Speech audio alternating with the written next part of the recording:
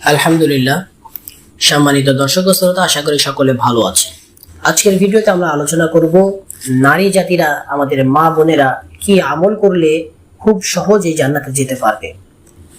আল্লাহ রাসূল সাল্লাল্লাহু আলাইহি ওয়াসাল্লাম এই সম্পর্কে একটি হাদিস আমাদের জন্য রেখে গেছেন। নারী জাতির জন্য একটি হাদিস আল্লাহ রাসূল সাল্লাল্লাহু আলাইহি ওয়াসাল্লাম দিয়ে গেছেন, যে হাদিসের মধ্যে বলা হয়েছে যে কি কি আমল করলে আমাদের মা বোনেরা খুব সহজেই জান্নাতে যেতে পারবে। হাদিসের মধ্যে 4টি আমলের কথা বলা হয়েছে। 4টি আমল করলে নারীরা, মহিলারা খুব সহজেই জান্নাতে যেতে পারবে। হযরত আবু হুরায়রা রাদিয়াল্লাহু তাআলা আনহু থেকে হাদিসটি বর্ণিত রয়েছে।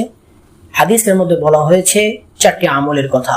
1 নম্বর আমল হচ্ছে মা বোনেরা, মহিলারা 5 ওয়াক্ত নামাজকে সময় মতো আদায় করতে হবে। মহিলাদের জন্য 5 ওয়াক্ত নামাজ ঠিক মতো সময় মতো আদায় করতে হবে। 2 নম্বর আমল হচ্ছে রমজান মাসের যে 30টি রোজা রয়েছে, ফরজ রোজা রয়েছে, এই রোজাটা ঠিক মতো রাখতে হবে, আদায় করতে হবে। 3 নম্বর আমল হচ্ছে মা বোনেরা, মহিলারা তাদের সতীত্বকে রক্ষা করবে, লজ্জা স্থানকে হেফাজত করবে। 4 নম্বর আমল হচ্ছে আমাদের মা বোনেরা, মহিলারা তার স্বামীর আনুগত্য করবে। বিবাহিত মহিলারা তার স্বামীর আনুগত্য করবে, স্বামীকে মেনে চলবে। আল্লাহ রাসূল সাল্লাল্লাহু আলাইহি ওয়াসাল্লাম মহিলাদের জন্য, নারীদের জন্য এই 4টি আমল রেখে গিয়েছে। এই 4টি আমল যদি ঠিকভাবে আদায় করতে পারে মহিলারা, নারীরা, তাহলে খুব সহজেই তারা জান্নাতে যেতে পারবে। কিভাবে জান্নাতে যেতে পারবে?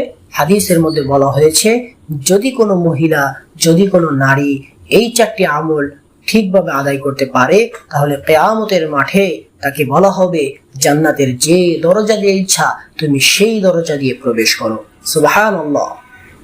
দেখেন কত সহজেই তারা জান্নাত পেয়ে যাবে।